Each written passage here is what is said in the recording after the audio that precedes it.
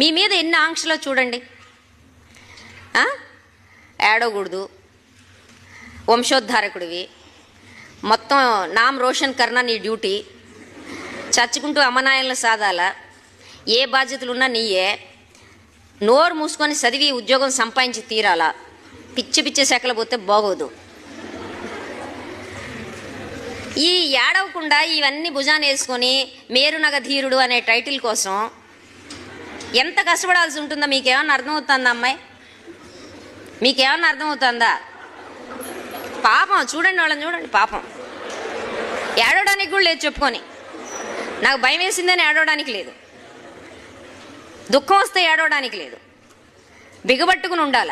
ఇట్లా ఉండి ఉండి హార్ట్ అటాక్లు తెచ్చుకోవడం, షుగర్లు తెచ్చుకోవడం.